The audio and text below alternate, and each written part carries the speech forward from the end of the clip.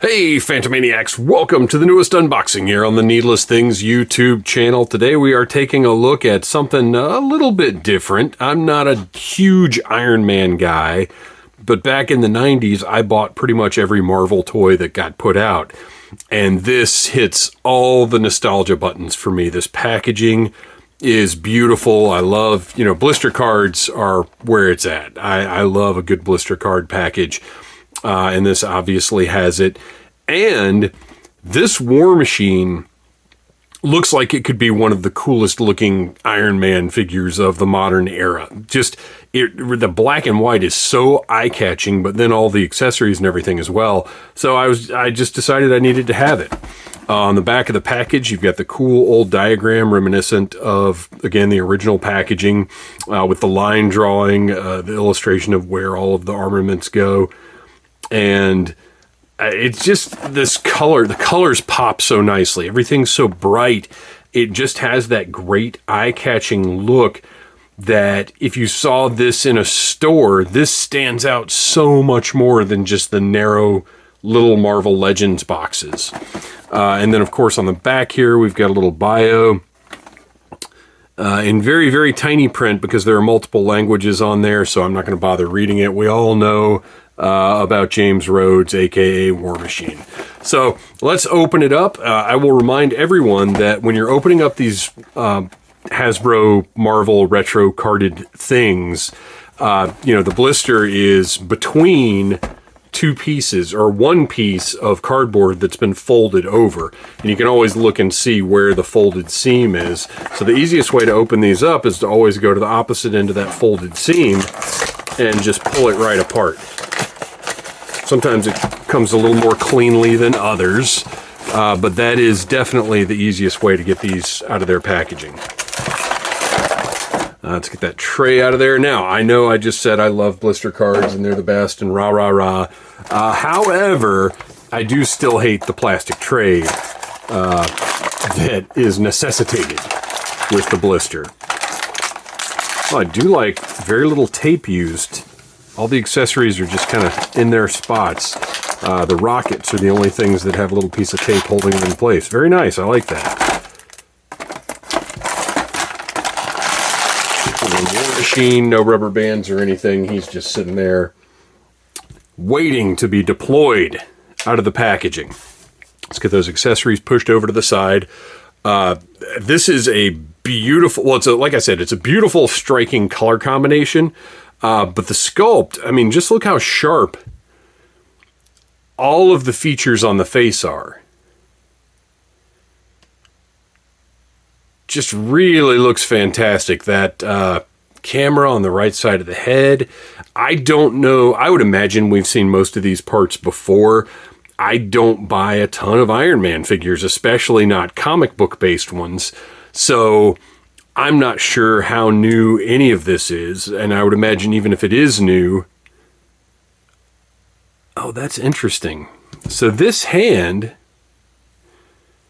is just pegged in that position. It does not pivot. So this is just a Jets on hand. Anyway, as I was saying... I don't know, if they haven't been used before, I am sure they will be used again. Look at how nicely that arm works. That shoulder armor is not part of this chest armor. It's a separate piece, so you get the full articulation that way.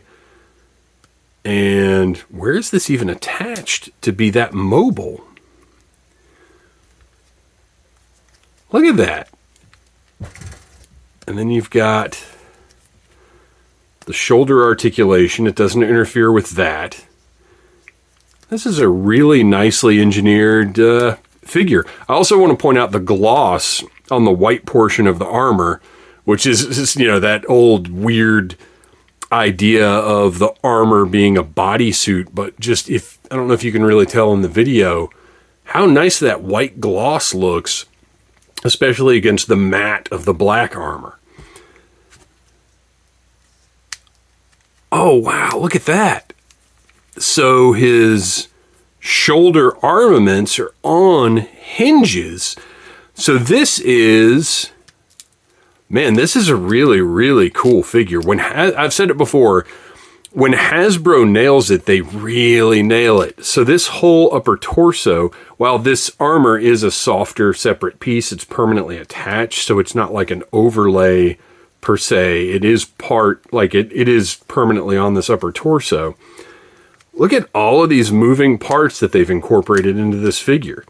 And then you've got a great range of motion with the head. Double jointed, and the best double jointed joints you can get outside of the G.I. Joe classified line. What's interesting, we've got the one hand posed for propulsion or whatever,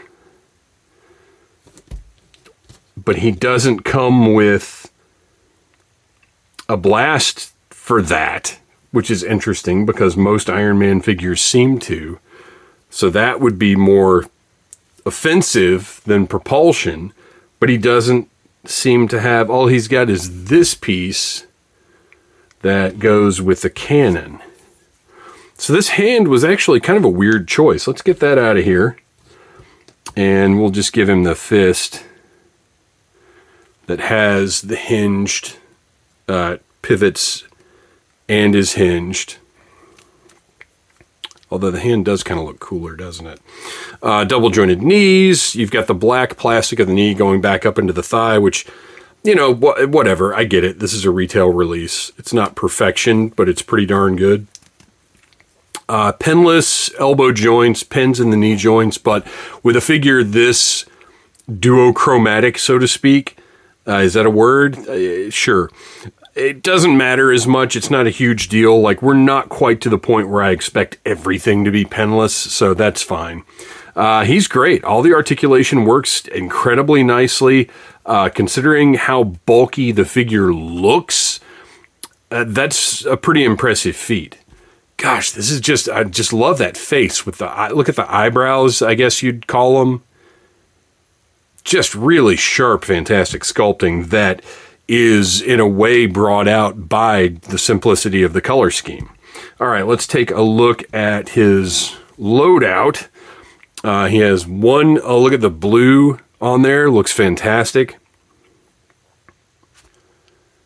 So he's got one shoulder cannon option here that I'm going to put on this side. I don't know if there's a correct side or not, but it just pegs onto that ball. Well, maybe there is a correct side. No, those are the same size.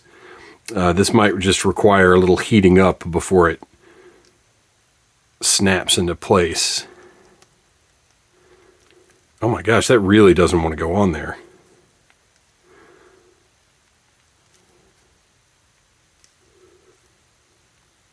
I did not expect that to be that big a problem. I'm going to try the other side. Maybe I'm wrong. Maybe they do go on specific sides.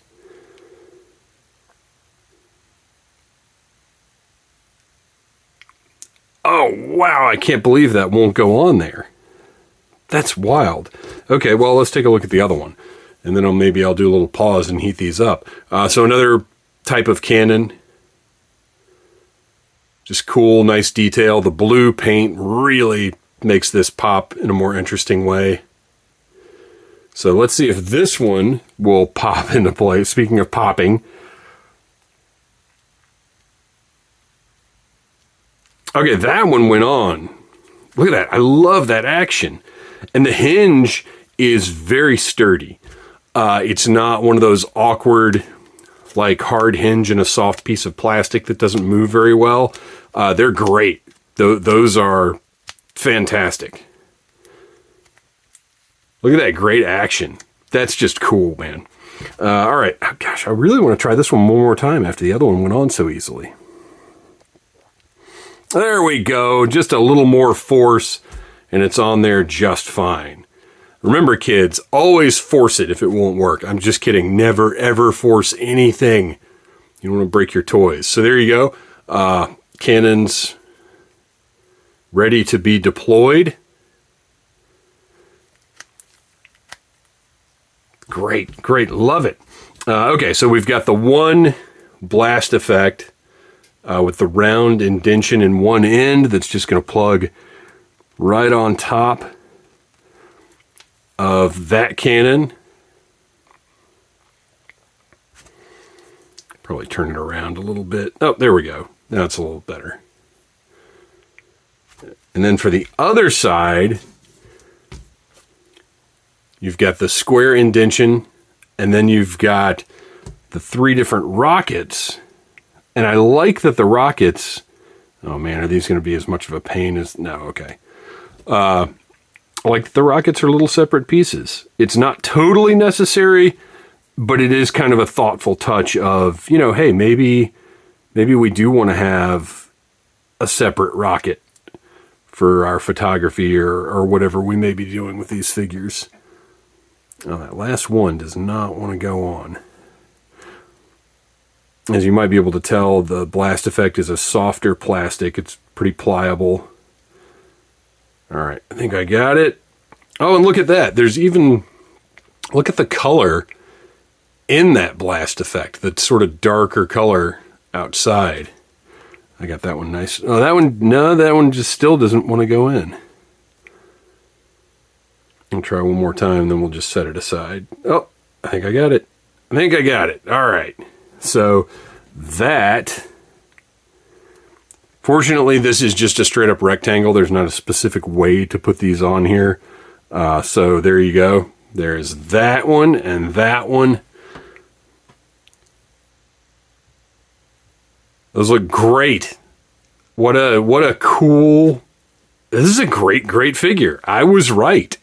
I'm glad I've got it. Now, look at that, my crooked, there we go. Oh, this actually sort of snaps into place. I guess once you, there's a little ridge inside probably to hold it into place. But look at the sort of smoky effect at the edges of this one.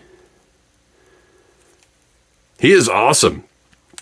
I am so pleased with this. And if you have other blast effects from other sets, those cannons, the wrist cannons, do have the holes to accommodate them.